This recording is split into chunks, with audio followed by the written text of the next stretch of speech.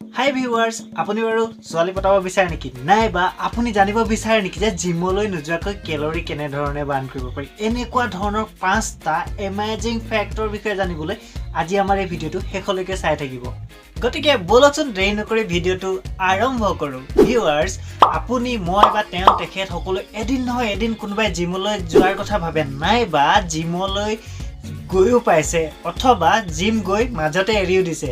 এইবিলাক বাৰু বেলেগ এটা কথা, কিন্তু আপুনি জানি আচৰিত হ'ব যে আপুনি জিমলৈ নোযোৱাকৈ কেৱল মাত্ৰ 10ৰ পৰা 15 মিনিট হাঁহি মাৰি আপোনাৰ শৰীৰৰ কেলৰি বাৰ্ণ কৰিব পাৰে। ভাবি চাওকচোন কেনেকুৱা ধৰণৰ আচৰিত কথা এইটো। তেনেহ'লে আমি জিমলৈ গৈ কষ্ট কৰাতকৈ হাঁহি থকাই ভাল নে কি কয় বন্ধু বান্ধৱীসকল? গতিকে আজিৰে পৰা আপুনি খং কৰা বাদ দি হাঁহিৰে নিজৰ জীৱনটো অতিবাহিত কৰাৰ চেষ্টা কৰকচোন, কিয়নো হাঁহিলে আপুনি সুস্থও থাকিব আৰু সবলভাৱে জীয়াইও থাকিব।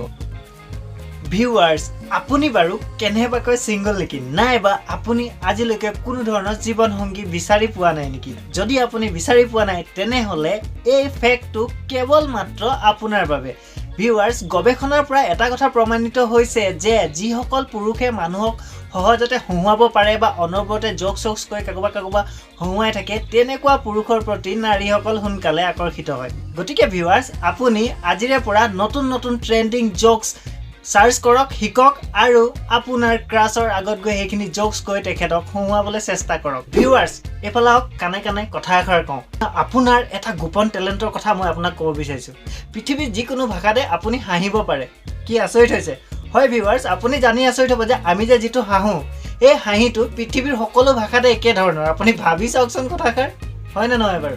আমি যিটো হাঁহা হি এনেকৈ যে হাঁহোঁ, সেইটো আফ্ৰিকাৰ মানুহজনে যেনেকৈ হাঁহে, ৰাছিয়াৰ মানুহজনেও তেনেকৈ হাঁহে, আমেৰিকাৰ জনেও তেনেকৈ হাঁহে, ইগলুত বসবাস কৰা জনেও তেনেকৈ হাঁহে, আৰু স্পেচ চেণ্টাৰত যিসকল বৈজ্ঞানিক আছে তেখেতসকলে হাঁহোতেও আমি যেনেকৈ হাঁহোঁ তেনেকুৱা ধৰণৰে শব্দৰে হাঁহে।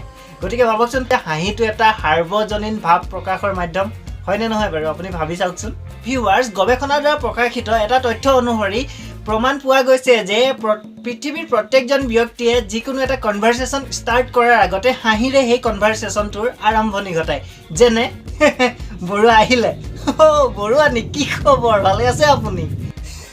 হয়নে নহয় কথাষাৰ? আপুনি তলত কমেণ্ট এটা কৰি জনাবচোন। ভিউৱাৰ্ছ, আমি হাঁহিৰ বিষয়ে অতখিনি কথা পাতিলেও যিহেতু শেষৰ ফেক্টটো আপুনি জানিলে আপুনি আৰু বেছি আচৰিত হৈ যাব। ভিউৱাৰ্ছ, আপোনাৰ বাৰু জানিব মন যায় নেকি যে মানুহৰ বাহিৰে আৰু আন কোনবিধ প্ৰাণীয়ে হাঁহিব পাৰে? হয় ভিউৱাৰ্ছ, ঠিকে, আপুনি ভাবি চাওকচোন মানুহক বাদ দিও আৰু কি প্ৰাণীয়ে হাঁহিব পাৰে।